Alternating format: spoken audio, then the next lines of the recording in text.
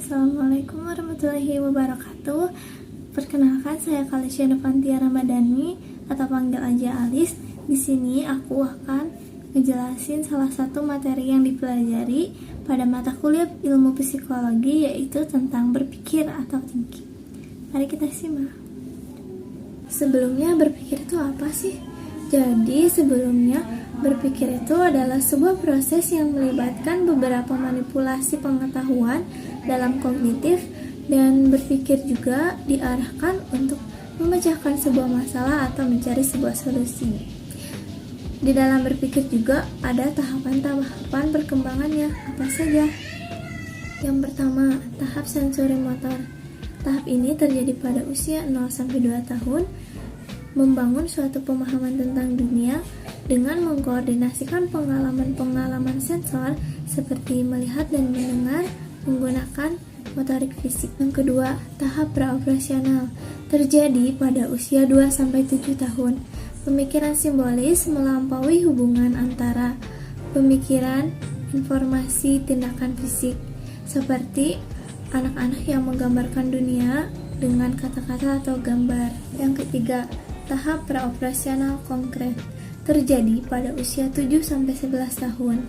Tahap ini, anak-anak dapat melakukan operasi dan penalaran logis yang dapat diterapkan kepada pemikiran yang spesifik. 4. Tahap praoperasional konkret terjadi pada usia 11-15 tahun. Pada tahap ini, individu melampaui dunia nyata. Pengalaman-pengalaman konkret dapat berpikir secara abstrak dan lebih logis. Berpikir mempunyai 4 macam. Yang pertama, berpikir alamiah, yaitu berdasarkan kepada kebiasaan sehari-hari dan pengaruh dari lingkungan. Yang kedua, berpikir ilmiah, yaitu berdasarkan kepada sarana tertentu secara teratur dan tepat.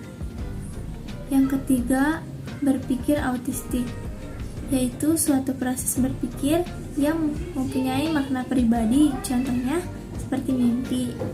Yang keempat, berpikir realistik, yaitu suatu individu yang menyesuaikan diri dengan dunia nyata atau disebut dengan nalar. Selanjutnya, di dalam berpikir juga ada prosesnya. Yang pertama, proses pembentukan pengertian. Di dalam tahap ini ada 3 tingkatan. Yang pertama, menganalisis ciri-ciri objek yang sejenis. Yang kedua, membandingkannya. Yang ketiga, mengabstraksikannya atau mengambil ciri yang hakiki. Yang kedua, pembentukan pendapat, yaitu proses penggabungan atau pemisahan pengertian menjadi satu. Pendapat dibedakan menjadi 3, yaitu pendapat afirmatif, negatif, dan modalitas. 3. Pembentukan keputusan, yaitu menggabung-gabungkan suatu pendapat. Terdapat 3 macam keputusan. Yang pertama, keputusan dari pengalaman. Kedua, keputusan dari tanggapan. Dan ketiga, keputusan dari pengertian. Yang keempat, pembentukan kesimpulan, yaitu mengambil keputusan akhir dari keputusan-keputusan yang lain. Selanjutnya ada problem solving. Problem solving merupakan suatu cara berpikir yang utama karena meliputi cara berpikir yang lain, seperti berpikir kreatif dan berpikir analitis untuk menentukan suatu keputusan.